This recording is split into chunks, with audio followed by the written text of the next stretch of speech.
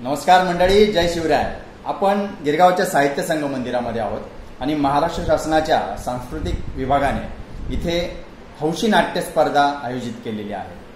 आजचं नाटक होतं गाडी चुकली आणि आपल्यासोबत आहेत या नाटकाचे लेखक आणि दिग्दर्शक सुनील माळी. सुनीलजी, आपलं स्वागत आहे.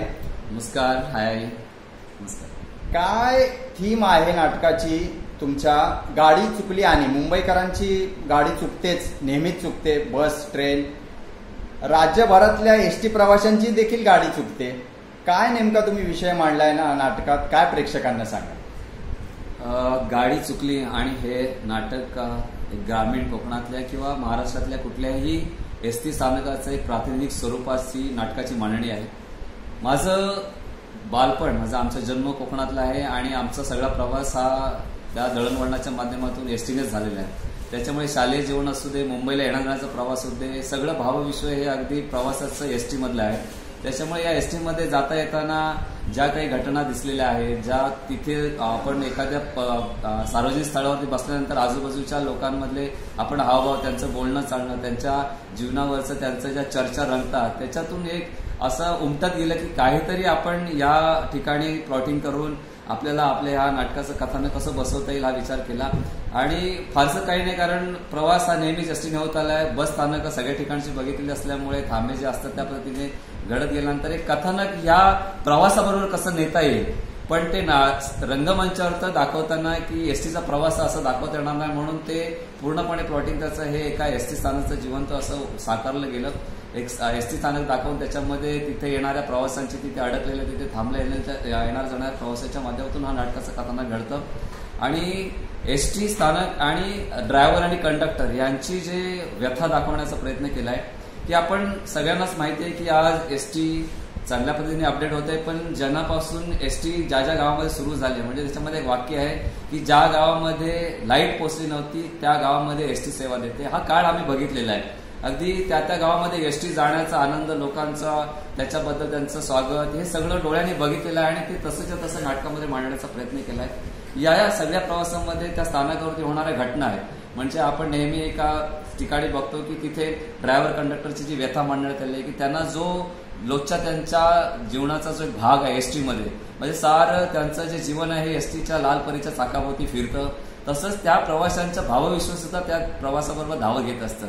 त्याच्यामुळे त्यांच्या व्यथा खिडक्या तुटलेल्या असतात, कधी तोडक्या मोडक्या. आपण बघतो की शहराला कनेक्ट असलेल्या गाड्या बऱ्याचशा ह्या चांगल्या कंडिशनमध्ये असतात, पण जिथे ग्रामीण अगदी भाग आहे, अगदी दुर्गम भागामध्ये एसट्या ह्या अशाच नॉन कंडिशन्समध्ये जातात आणि तिथल्या लोकांना तो सुद्धा आधार असतो.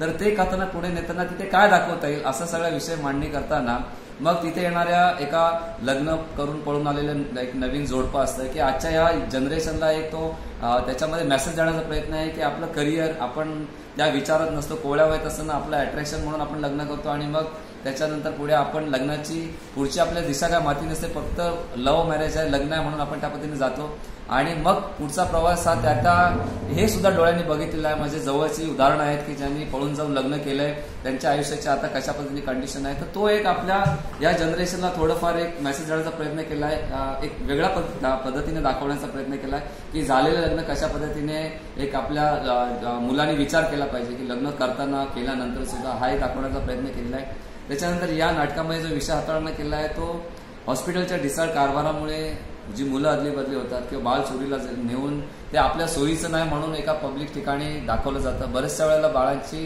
जी सापडण्याची जी जागा असते ती कुठेतरी कचऱ्याचा ढिगारा किंवा अशा ठिकाणी टाकलेली असतं, पण इथे गर्दी नसताना कोणीतरी बसस्थानकामध्ये बाळ ठेवून गेलेला आहे. तो एक विषय हाताळण्याचा प्रयत्न केला आहे की स्त्री भ्रूण हत्या नको, सेक्स डिटर्मिनेशन कायद्याने गुन्हा आहे. अजून सुद्धा मुलींच्या आणि महिलांच्या आणि मुलीच्या जन्माच्या बाबतीत म्हणावी तेवढी समाजाच्या वैगुण्याचा विषय तो साकारण्यात केलेला आहे. हे सगळं विचार करताना त्याच्यामध्ये मग मनोरंजन म्हणून नवीन लग्न झालेलं कपल येतं, त्यांचा राग रुसवा वगैरे असा प्रकार आहे. आणि दोन जे कॅरेक्टर्स आहेत, जी दोन कॅरेक्टर्स नाटकामध्ये कथानकामध्ये घेऊन जातं कथानक, त्यांच्यामधला डिबेट्स ते सुद्धा त्या घडलेल्या घटनांमधून आलेल्या प्रवासाच्या मधून ज्या घटना घडल्या त्यांचं एक प्रातिनिधिक स्वरूपामध्ये मांडणी करतात.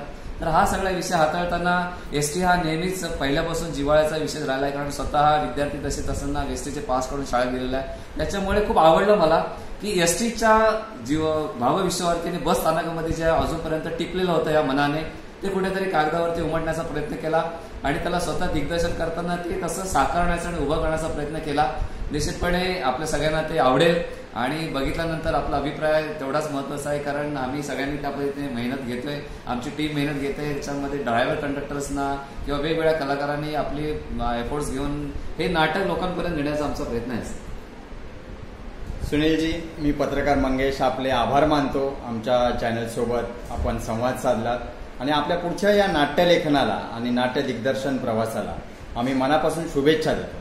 धन्यवाद सर, धन्यवाद. Thank you so much. थँक्यू.